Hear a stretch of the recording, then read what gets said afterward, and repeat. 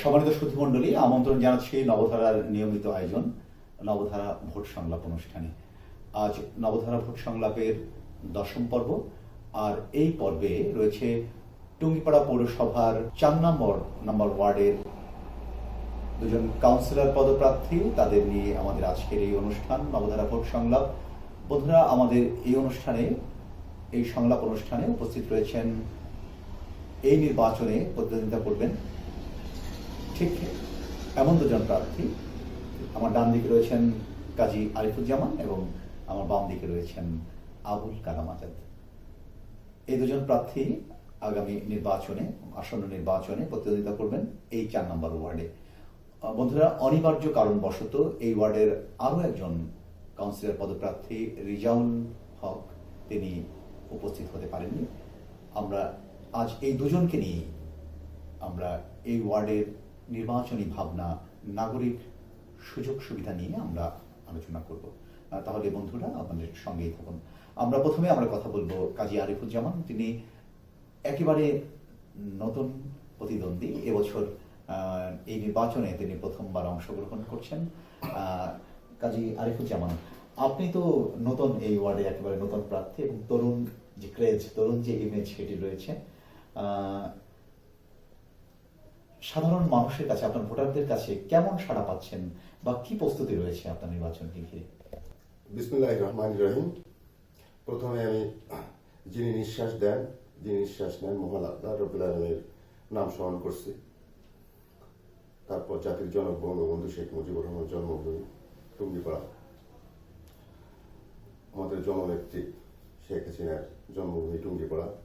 এই টুঙ্গিপাড়ার VIP word বলা হয় 4 নম্বর ওয়ার্ডকে, যেহেতু এটা উপজেলা পরিষদ ভবন কেন্দ্রিক এবং অফিসিয়ালি কাজ এই 4 নম্বর ওয়ার্ডেই থেকেই হয় এই উপজেলার।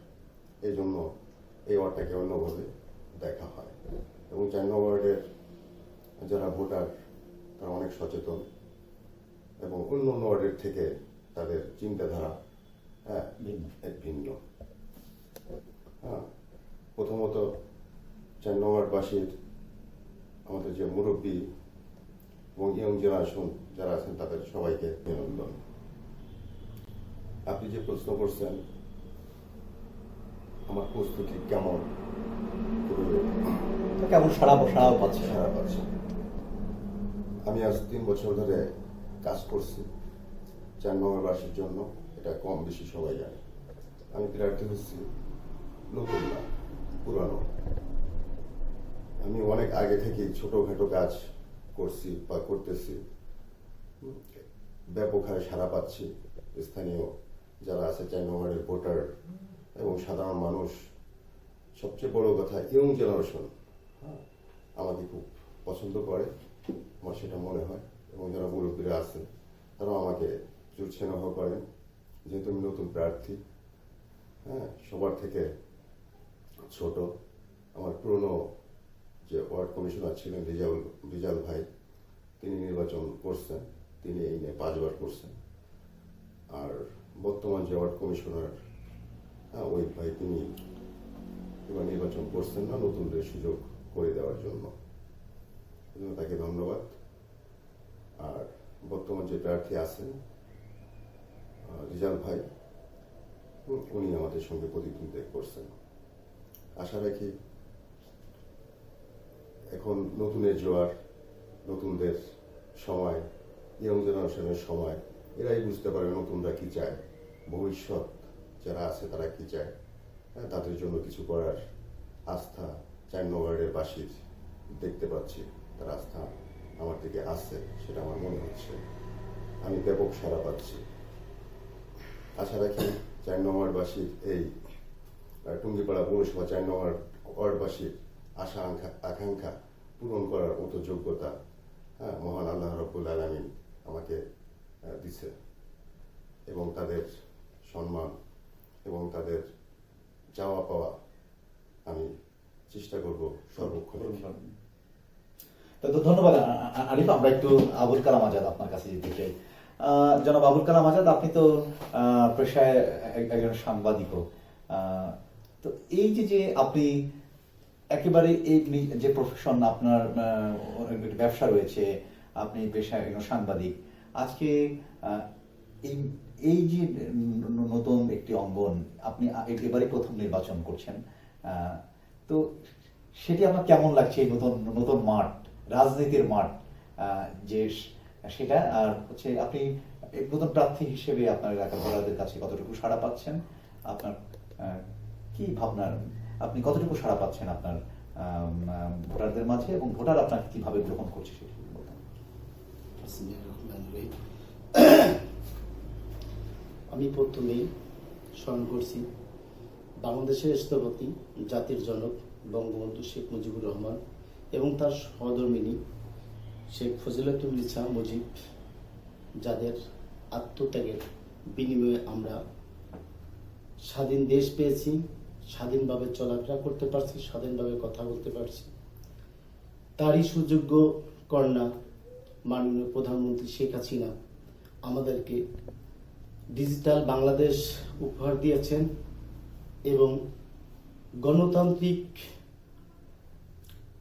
গণতান্ত্রিক রাষ্ট্র উপহার দিয়েছেন, যার মাধ্যমে আজ আমরা জনগণের খেদমত করার জন্য ইচ্ছা পোষণ করছি বা তাদের সাথে থেকে তাদের সুখে দুঃখে সাথী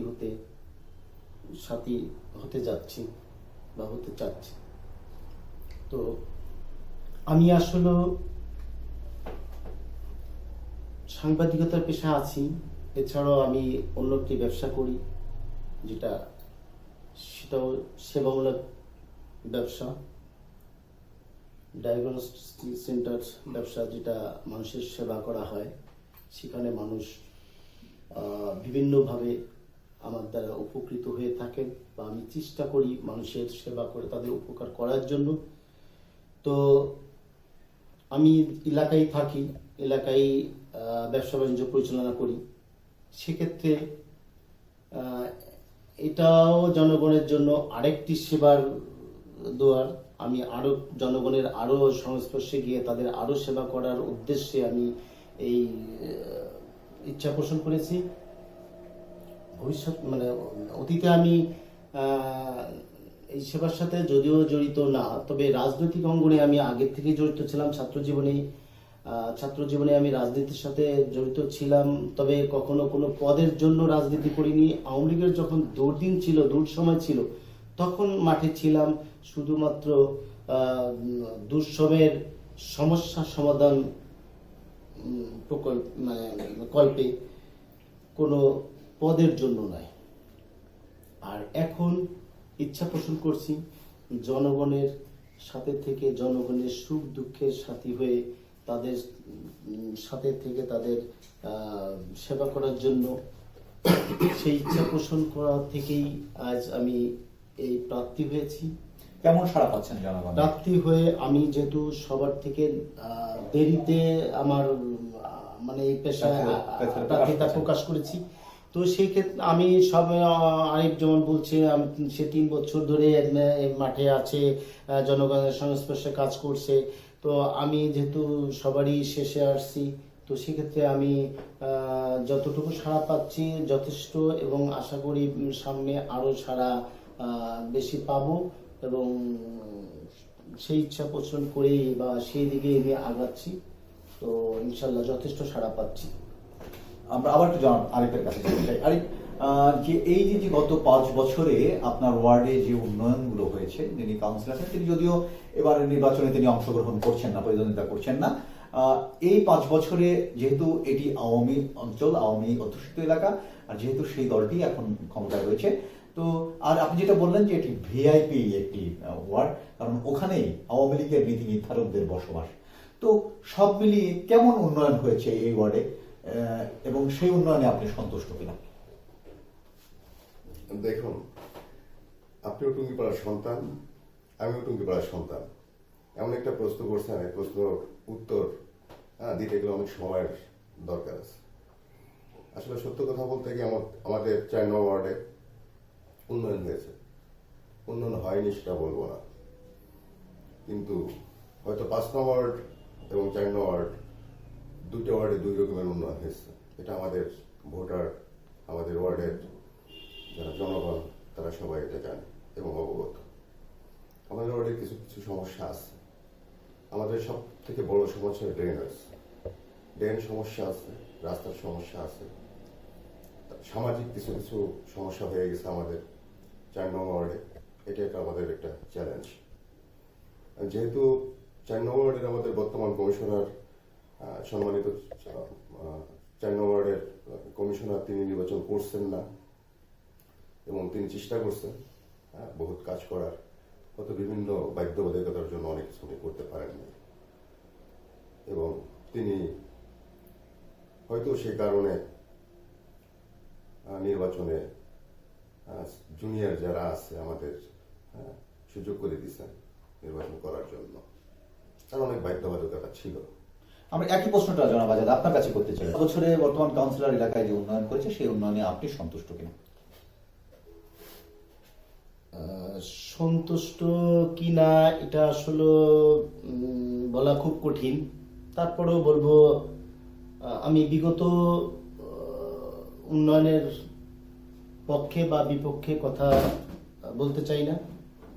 আমি শুধু একটা কথা বলতে চাই, আমি এই 4 নং ওয়ার্ডে কাউন্সিলর পদে নির্বাচন করতে ইচ্ছুক এজন্য জনগণের পাশে থেকে, জনগণের সংস্পর্শে থেকে তাদের আমার আসলে মানে কোনো কালো টাকা বা কোনো অবৈধ আয়ের উৎস বা কোনো সুদের টাকা বা কোনো অনেক ধরনের উৎস মানুষের থাকে বা থাকতে পারে, আমার সেগুলি নেই। অপ্রদর্শিত আয় যেটা, তো আমি চাই একটা কাউন্সিলরের কাছে, মানে কাউন্সিলর যদি কোনো দেয়, মানে ম্যানিফেস্টো দেয়, সে তার পক্ষে সেটা বাস্তবায়ন করা আসলে কতটা সম্ভব সেটা সবাই জানে, কারণ তার হাতে কোনো কিছু থাকে না, সমস্ত পাওয়ারটা থাকে মেয়রের কাছে। তো সেক্ষেত্রে একটা কাউন্সিলরের কাজ এটাই থাকে যে শুধুমাত্র যেটা সরকারিভাবে তার ওয়ার্ডে প্রাপ্য সেটাই তার সুষম বন্টন করা। আমি সেই সুষম বন্টন করতে চাই, জনগণের পাশে থেকে, তাদের সুখে দুঃখে পাশে থেকে, তাদের শ্রম দিয়ে সহযোগিতা করে, মেধা দিয়ে তাদের জীবন মান উন্নয়ন করতে চাই। এটা হচ্ছে আমার মানে জাস্ট প্রত্যাশা। তো যদি জনগণ আমাকে ভোট দিয়ে নির্বাচিত করে আমি সেটাই করব, সেটাই আমার আশা। আর বিগত কাউন্সিলরদের পক্ষে বা বিপক্ষে আমি কোনো কথা বলতে এই মুহূর্তে ইচ্ছুক নই। আমি ভিন্ন প্রসঙ্গে আপনার কাছে জানতে চাচ্ছি যে বর্তমান সময়ে যে একটি সময় একটা ট্রেন্ড ছিল যে যারা শিক্ষাগত যোগ্যতা যাদের একটু পশ্চাদমুখী বা যারা শিক্ষাগত যোগ্যতায় ওভাবে নিজেকে মেলে ধরতে পারেনি, সেই ধরনের প্রার্থীরাই এই সমস্ত কমিশনার, কাউন্সিলর বা নির্বাচনে অংশগ্রহণ করে এই জায়গাটা তারাই দখল করে রয়েছে। আমরা আপনার কাছে জানতে চাই যে আপনার শিক্ষাগত যোগ্যতা কি, কোথায় লেখাপড়া করেছেন, সেই বিষয়ে যদি একটু বলতেন। আমার শিক্ষাগত যোগ্যতা আমি ডিগ্রি পাস, আমি আইসি পাস করছি শেখ মুজিবুর রহমান ডিগ্রি কলেজ থেকে, আর স্নাতক পাস করছি আমি বঙ্গবন্ধু কলেজ থেকে গোপালগঞ্জ। তো আমি এখানে আসছি আসলে আপনি যে কথাটা বলছেন, কথাটা এটা আসলে যদিও ন্যাচারাল ভাবে হয়ে গেছে, বাট আমি মনে করি না যে শুধুমাত্র যারা শিক্ষা থেকে পিছিয়ে আছে তারাই সেবাদান দিতে পারে বা দিবে, আর যারা শিক্ষা ক্ষেত্রে অগ্রগামী তারাই সেবাদান করতে পারবে না বা এই সেবামূলক কাজে আসতে পারবে না। তো আমি এটা প্রতিবন্ধকতা মনে করি না। আমি মনে করি যে একজন শিক্ষিত ব্যক্তি আরো সমাজকে আরো অনেক কিছু দিতে পারে বা সমাজকে সুন্দরভাবে হিংসাত্মক রাজনীতি থেকে তাদেরকে আলোর পথ দেখাতে পারে, ভালো পথে সুপথে নিতে পারে। কারণ অনেক সময় যারা মনে করেন এই শিক্ষা থেকে বঞ্চিত থাকে তাদের ভিতরে অনেক ধরনের প্রতিহিংসতা কাজ করে। তারা সমাজকে বিভিন্নভাবে অপরাজনীতিতে পদার্পণ করায়। তো আমি সেই প্রথা ভেঙে আমি সমাজকে আলোর পথ দেখাতে চাই। আমি সমাজকে, যেহেতু শেখ হাসিনা আজ মাননীয় প্রধানমন্ত্রী আমাদের ডিজিটাল বাংলাদেশ উপহার দিয়েছেন, কিন্তু আমাদের মন মানসিকতায় এখনো অ্যানালগ পদ্ধতি রয়ে গেছে। তো আমি সেই অ্যানালগ পদ্ধতি ছেড়ে ডিজিটাল জগতে প্রবেশ করার উদ্দেশ্যেই জনগণের সেবা যাতে পরিপূর্ণভাবে করতে পারি, মানুষ যেন ডিজিটাল সেবা পায়, সেই জন্যই আমি এই পেশায় আমার আগমন। ধন্যবাদ আপনাকে। আমরা আরিফের কাছে আবার যেতে চাই। জনাব আরিফ, আপনার যে ওয়ার্ডে, এই ওয়ার্ডে তো আপনি বলেছেন যে এটি একেবারে বঙ্গবন্ধু সমাধি কমপ্লেক্স উপজেলা, একটি একেবারে টুঙ্গিপাড়া প্রাণ কেন্দ্রে অবস্থিত। তো এই ওয়ার্ডে আপনি নির্বাচিত হলে সেই নাগরিকদের জন্য কি কি সুবিধা আপনি নিশ্চিত করতে পারবেন, অথবা কি কি সমস্যা রয়েছে বলে আপনার ওয়ার্ডে আপনার চোখে ধরা পড়ে? ধন্যবাদ আপনাকে। প্রথমত আমাদের 4 নং ওয়ার্ডের মূল সমস্যাটা হচ্ছে ড্রেনেজ ব্যবস্থাটা আমাদের 4 নং ওয়ার্ডে খুব নাজুক অবস্থা। প্রথমত কাজ থাকবে আমার ড্রেনেজ ব্যবস্থা চালু রাখা, ভালো করা, রিপেয়ারিং করা এবং নতুন কিছু ড্রেনেজ ব্যবস্থা করা। আর ছোট ছোট আমাদের বাড়ির ভিতরে, বাসার ভিতরে ছোট ছোট রোড সমস্যা আছে, এগুলো করা। আরো কিছু সমস্যা আছে, জলাবদ্ধতা। অনেক বাড়িতে এখন জলাবদ্ধতা তৈরি হয়ে গেছে, তৈরি হয় বৃষ্টির সময়টা। যেহেতু ঘনবসতি হচ্ছে প্রতিনিয়ত, এই জন্য এটা বিরাট একটা সমস্যা। হ্যাঁ, এটা সমাধান করার প্রথম চিন্তাধারা, এটা সমাধান করা। দ্বিতীয়ত সমস্যা হচ্ছে আমাদের 4 নং ওয়ার্ডের নতুন জেনারেশনের কর্মসংস্থান। হ্যাঁ, কর্মসংস্থান একজন কমিশনার প্রার্থীর জন্য তার জন্য কঠিন হয়ে যায়। যেহেতু 4 নং ওয়ার্ড মাননীয় প্রধানমন্ত্রীর বলতে গেলে বাড়ির ভিতরে ওয়ার্ডটা, সেখানে চেষ্টা করব 4 নং ওয়ার্ডের নতুন জেনারেশনের কর্মসংস্থানের ব্যাপারে যথাযথ কর্তৃপক্ষের পৌঁছে দেওয়া, হ্যাঁ ঠিক, পৌঁছে দেওয়ার চেষ্টা করব, যাতে নতুন প্রজন্ম অন্তত তাদের কর্মসংস্থানটা সেটা লাঘব হয়। আপনার ওয়ার্ডে কি মাদকের কোনো রাহুগ্রাস রয়েছে? না, আমাদের ওয়ার্ডে এই জন্যই বলছিলাম যে আমাদের ওয়ার্ডের মানুষ, জনগণ, এরা অন্য ধরনের, বলতে গেলে অন্য ওয়ার্ড থেকে আলাদা। এই ধরনের কোনো সমস্যা আমাদের 4 নং ওয়ার্ডে নাই। 4 নং ওয়ার্ডের যারা ইয়ং জেনারেশন, তারা মাদকের ভিতরে জড়িত নেই। হ্যাঁ, থাকতে পারে, এটা বাইরের, যেহেতু 4 নং ওয়ার্ডটা উপজেলা কেন্দ্রিক, সৌন্দর্য আছে, ওইখানে কিছু সৌন্দর্যবর্ধন এলাকা আছে, ওইগুলোতে বাইরের ছেলে পেলে কিছু কিছু করতে পারে। কিন্তু আমাদের 4 নং ওয়ার্ডের কোনো এই ধরনের কোনো অভিযোগ আমরা স্থানীয়ভাবে নেই। হ্যাঁ, এবং 4 নং ওয়ার্ডের সব থেকে বড় যে বিষয়টা, সেটা হলো 4 নং ওয়ার্ডের ইয়ং জেনারেশনটা আপনি দেখবেন অন্য ওয়ার্ড থেকে এদের চিন্তাধারাটাই হচ্ছে আলাদা। তারা অনেস্টলি চলাফেরা করে, পড়ালেখা করে এবং সম্পূর্ণ এদের খেলাধুলা সব নিয়ে এরা ব্যস্ত থাকে। বলা যায় 4 নং ওয়ার্ডের ইয়ং জেনারেশন, এদের কাছ থেকে অন্য ওয়ার্ডের ছেলেপেলেরা শেখার মতো কিছু আছে। জনাব আরিফ, আপনি তো মাঠের মানুষ, একসময় ক্রীড়াঙ্গনের মানুষ। আপনি নির্বাচিত হলে যুব সমাজের জন্য, যুবকদের জন্য খেলাধুলার আয়োজন করা, খেলার ব্যবস্থা করা, সেই ধরনের আয়োজন আপনি করবেন? হ্যাঁ, যেহেতু বর্তমান সময় মাঠে তেমন খেলাধুলা নেই, একটা সময় আপনি হেলিপ্যাডের মাঠে খেলাধুলা করেছি, তো এখন কিন্তু সেইভাবে ওভাবে দেখা যায় না। আপনি নির্বাচিত হলে আবার কি সেই ক্রীড়াঙ্গনের জন্য কাজ করবেন কিনা? ধন্যবাদ আপনাকে এই প্রশ্নটা করার জন্য। আসলে এটা ভুলেই গেছিলাম। হ্যাঁ, খেলাধুলা সাথে আমি সবসময় কম বেশি জড়িত, এবং আপনি জানেন যে আমি এক সময় ভালো খেলাধুলা করতাম। আপনি ছিলেন আমার বলতে গেলে ক্যাপ্টেন, গুরু যেটাই বলেন। খেলাধুলা করছি একসঙ্গে। আগামীর দিনে আমার প্রথমত এটাও একটা চ্যালেঞ্জ থাকবে, বলতে গেলে একটা চ্যালেঞ্জই বলতে পারেন, যাতে প্রতি সপ্তাহে অন্তত ছোটখাটো একটা টুর্নামেন্ট থাকে। হ্যাঁ, এটা আমি উৎসাহ দিব নতুন প্রজন্মকে, তারা যেন এটা চালু রাখে। হয়তো একার পক্ষে সম্ভব না, অত খেলাধুলা সাংস্কৃতিক অঙ্গনটা এটা একার পক্ষে সম্ভব হয় না কখনো। এটা চেষ্টা করবো আমি কন্টিনিউ চালানোর জন্য, তাহলে মন শরীর সবকিছুই ভালো থাকে। এবং আরেকটা ব্যাপার সেটা হলো 4 নম্বরের বিশেষ করে ইয়ং জেনারেশনের এই চাপটা আমার উপরে আছে এবং চাপটা আমি নিচ্ছি বর্তমান। ওরাও চায় যে ভাই যদি হয় ক্রীড়া অঙ্গনের ক্ষেত্রে আমার আলাদা একটা টান ছোট কাল থেকে আছে, আমি চেষ্টা করব, সর্বোচ্চ চেষ্টা করব এটা চালু থাকে এই জন্য।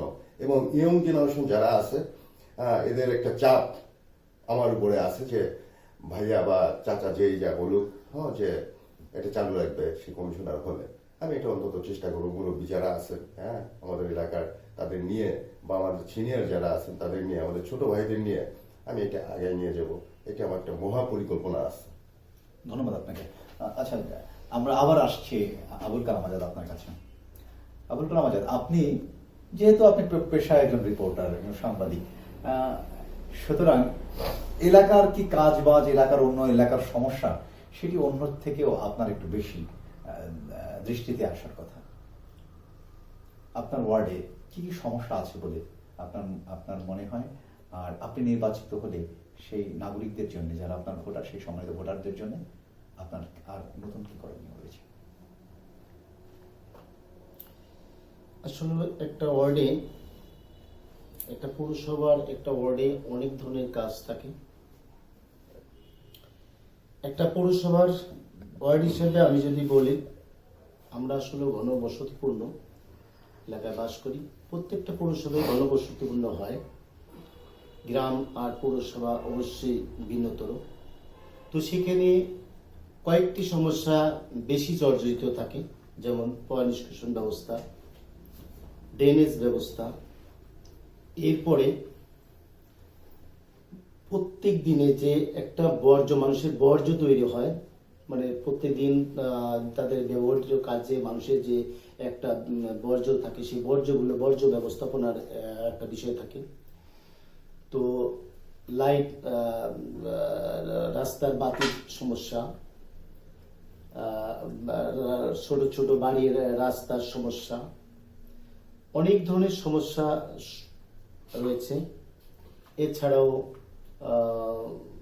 অনেক সময় দেখা যায় যে পৌরসভা থেকে যে সমস্ত প্রাপ্তি ওয়ার্ডে আসে তার সুষম বন্টনের সমস্যা, অনেক ধরনের সমস্যা রয়েছে। তো আমি দেখেছি যে মানুষের বর্তমানে সবচেয়ে বেশি যে সমস্যাটা হচ্ছে সেটা হচ্ছে বর্জ্য ব্যবস্থাপনা। পয় নিষ্কাশন ব্যবস্থাও জরুরি, তার চেয়ে জরুরি হচ্ছে বর্জ্য ব্যবস্থাপনা। কারণ মানুষের এখন, আগে আমরা দেখেছি যে প্রত্যেকের বাড়ির আশেপাশে একটু ফেলানোর জায়গা ছিল বা একটু খানাখন্দর ছিল যেখানে তাদের বর্জ্যগুলো ফেলাইতে পারছে, কিন্তু এখন কিন্তু সেইগুলো সুযোগ নেই।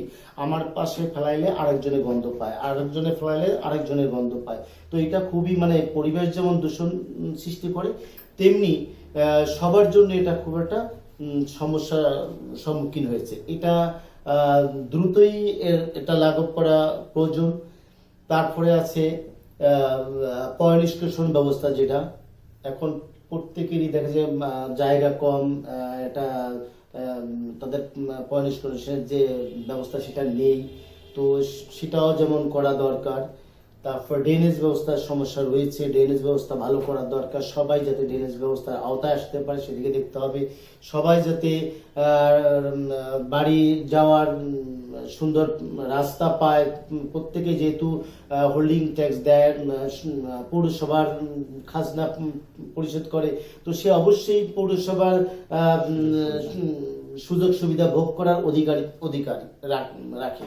তো সেক্ষেত্রে তার বাড়ির পথ তৈরি করা, তার বাড়ি যেতে আলোর ব্যবস্থা করা। শুধু মেইন রোডে যদি আলো থাকে কিন্তু ছোট ছোট রাস্তাগুলোতে যদি আলো না থাকে, সেক্ষেত্রেও জনগণের অবশ্যই ভোগান্তির সৃষ্টি হয়।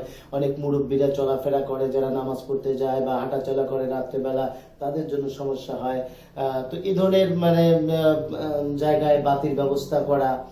তারপরে রাস্তাঘাটে দেখা যায় যে অনেক নোংরা রয়েছে, অব্যবস্থাপনা রয়েছে, ঝাড়ুদারের সমস্যা রয়েছে, যে রাস্তাঘাটগুলো আসলে ঠিক মতো পরিষ্কার পরিচ্ছন্ন করা হয় না।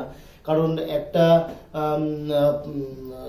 আদর্শ পৌরসভা কিন্তু অবশ্যই রাস্তাঘাটগুলো পরিষ্কার থাকা আবশ্যক, কিন্তু আমরা দেখতে পাই যে আমরা যেদিকেই তাকাই আমাদের রাস্তাঘাটগুলো বেশিরভাগই নোংরা থাকে, এগুলো পরিষ্কার পরিচ্ছন্ন করা হয় না, ধুলোবালিতে রাস্তা দিয়ে চলাফেরা করা যায় না, এখানে বালু আছে ওখানেই আছে, এই যে অনেক ধরনের অব্যবস্থাপনা রয়েছে। তো এগুলো আসলে কারো একার পক্ষে সম্ভব নয়। আমি যদি কমিশনার হতে পারি আমার একার পক্ষে সম্ভব নয়। জনগণকে নিয়ে, জনগণ যদি সহযোগিতা করে তাদেরকে নিয়ে এগুলো ক্রমান্বয়ে অবশ্যই সবকিছুই সমাধান করা সম্ভব বলে আমি মনে করি। জনাব আজাদ, মানে সাংবাদিকতা বেশি কঠিন না জনসভা জনগণের প্রতিনিধি হওয়া বেশি কঠিন? আসলে সাংবাদিকতা এক জিনিস আর জনসেবাটা আর এক জিনিস। তো জনসভায় আমার কেবল পদার্পণ শুরু, তো এই অভিজ্ঞতা আমার এখনো যদিও হয়নি। তো এই প্রশ্নটা আমি আপনার জন্য রেখে গেলাম, যদি পরবর্তীতে কোনোদিন সময় সুযোগ আসে আমি সেই দিন আপনাকে দুইটার বৈষম্যটা আপনার ওয়ার্ডে যদি নির্বাচনে কালো টাকার ছড়াছড়ি হয়, আপনি কি করবেন? আপনিও অর্থ নিয়ে আপনিও ঝাঁপিয়ে পড়বেন কালো টাকার বিরুদ্ধে? আমার তো আসলেই কালো টাকার কোনো উৎসই নেই, আমার কালো টাকাও নেই, আমার টাকাও নেই। আমি আসলে এখানে আসছি যেহেতু আমি একটা সেবামূলক কাজ করি, আরেকটা সেবামূলক কাজ করার জন্য জনগণের দ্বার প্রান্তে আসছি। যদি তারা আমাকে সুযোগ দেয় তাহলে আমি তাদেরকে সেবা দিতে পারবো। আমার যেহেতু কোনো টাকাই নেই, কালো টাকা তো দূরে থাক, তো যারা কালো টাকা নিয়ে আসছে তাদেরকে যদি জনগণ চায় তারা জনগণের যেভাবে সেবা পারে সেভাবে দিবে, আর আমাকে যদি জনগণ সুযোগ দেয় তাহলে আমি আমার শ্রম, আমার সময়, আমার মেধা দিয়ে তাদেরকে উন্নত জীবন যাপনের জন্য যতটুকু সহযোগিতা করা প্রয়োজন আমি সেদিকে চেষ্টা করব। আমার যেহেতু অর্থ এভাবে নেই যে আমি কাউকে অর্থ দিয়ে সরাসরি তাকে আমি উন্নত জীবনের আশ্বাস দেব, সেটা আমার পক্ষে হয়তো সম্ভব হবে না। তবে আমি আমার শ্রম, সময় এবং মেধা দিয়ে তাদের জীবনযাত্রার মান উন্নত করার চেষ্টা করব, এটাই। আপনি যেহেতু ব্যবসায়ী এবং সাংবাদিকতাও অনেক সময় এটিও নিয়ে অনেক সময় প্রশ্নের সম্মুখীন হয় সাধারণ মানুষের মুখে মুখে, বা সাংবাদিকতা এখন অনেকটা প্রশ্নের সম্মুখীন হয়ে দাঁড়িয়েছে অর্থের কাছে।